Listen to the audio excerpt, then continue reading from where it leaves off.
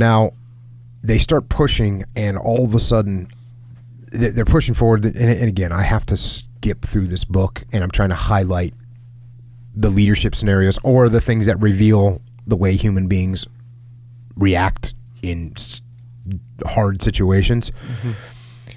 But when you read this book yourself, you can really follow the tactical decision-making process and also how the battles went and what happened. Obviously, I can't go through the whole thing right now, but at this point, they had started pressing, and all of a sudden, he sees guys running away.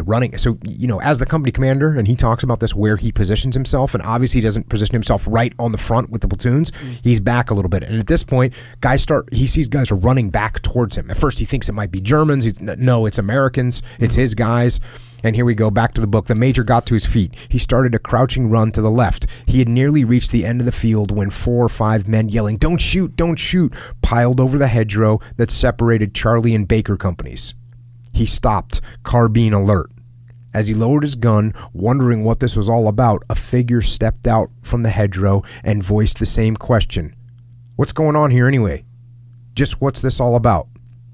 It was Lieutenant Hyperion, arms spread wide to catch the running men, carbine slung over his shoulder, the picture of calm.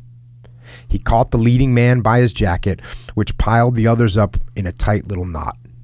The man panted, "Krauts, paratroopers, they're right behind us, run!"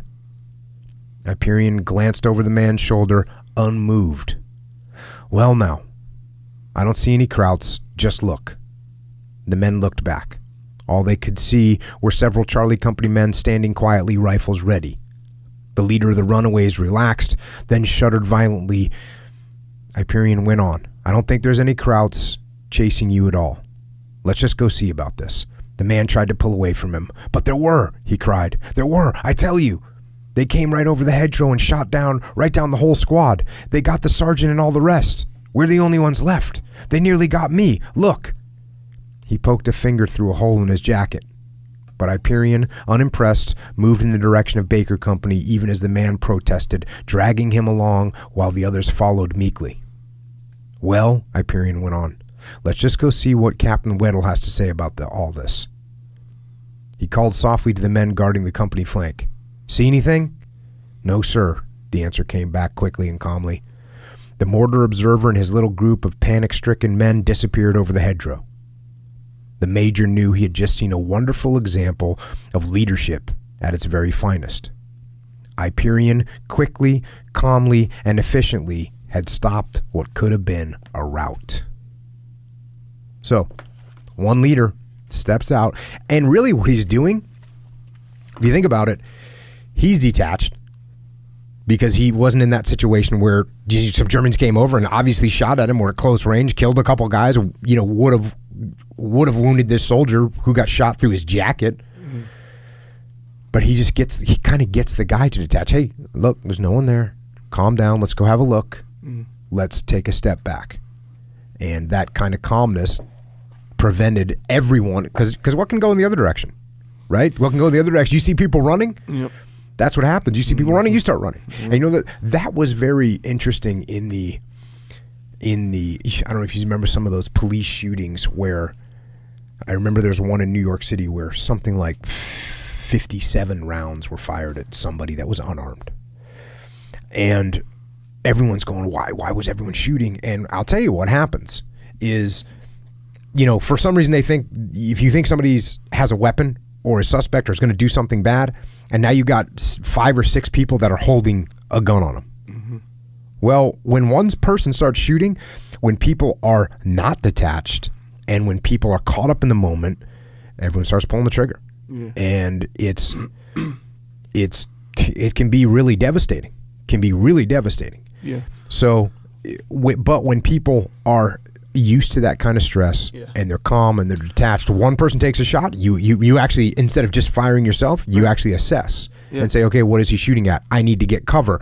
So that's why that training is so important, to get people at a high stress level and still think through things and still be detached. The stress is going to be there. Put it in a box, monitor it, don't get in it, because you're going to make bad decisions. you might not make any decision. You might just go off your reactions, which are, so I'm sitting here with a gun, people are shooting, I'm going to shoot too. Yeah, that's not, I mean, it's like how you say when you're not trained, you don't have experience in those types of situations, like the shooting example. Yeah. It's one of those things where you see it in jiu-jitsu when you start, it's literally the exact same thing. Where, so in a shooting situation, one guy shoots, you hear the gunfire, basically your brain just says, okay, it's on. Yeah. It's on 100%. Let's go. A full speed 100%. It's on. You can't shots are being fired. It's not on. You got to go 100%.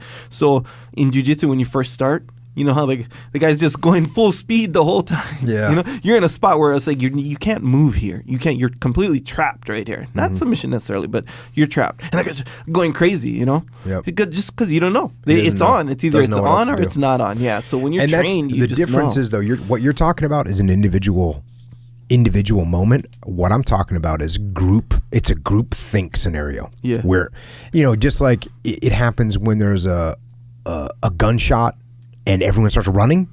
But the people in the back of the crowd don't even know what they're running from. They just see people running, so they're running. Yeah. That's true. Well, you imagine how amped you are. You think there's a bad guy in a dark alley, and you're there with 4 of your police partners or your military partners. You're looking down an alley. You think there's an insurgent there, and all of a sudden a round cracks off. You're lucky. And there's a situation that happened where there was an Iraqi soldier that had an accidental discharge. You know what that is? Like it was Leif's platoon, and Leif's platoon was taking down a building, and I was actually outside the building, you know, because we were taking down multiple buildings, but they were in one building, and all of a sudden, crack, crack, crack, couple rounds get shot off, and you know what? It was actually, I'm pretty sure Andrew Paul. This is a whole cast of characters. I'm pretty sure Andrew Paul was at like the head of the train or close to the front of the train. They were inside this building. Rounds get fired, and Andrew Paul's thinking, okay, I think I remember Andrew Paul telling me this. Andrew Paul's like, okay, well, we're gonna grenade these. We're gonna throw frag grenades into this next room because people are shooting at us. And it was a guy, another heads up guy, a couple feet back, that knew where the gunfire came from, and where it came from was an Iraqi soldier, friendly Iraqi soldier, had cracked off rounds.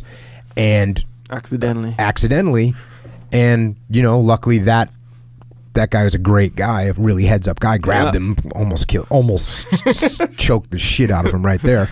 But can you imagine you're clearing a house where there's suspected insurgents, and all of a sudden rounds are fired? Yeah. Well, now but this is the discipline. Yeah. And the guys knew, okay, the guys didn't all just freak out and started shooting. Right. The guys were, you know, somebody said, hey, somebody grabbed the person that shot. Hey, that was an AD. Okay, wrap it back down, wind it down, everyone calm. You know what I mean? So there's the difference between guys that have been trained really well and when you haven't been through that kind of training. And also, luckily, that didn't happen on the second night of deployment. We were, you know, further into the deployment where guys had been through. It's just like we just talked about. Guys had been through plenty of firefights at this point, so they weren't freaked out that there was gunshots. They were like, okay, wait a second, where is this gunshots coming from? But that could have gone really, really nasty. So train realistically.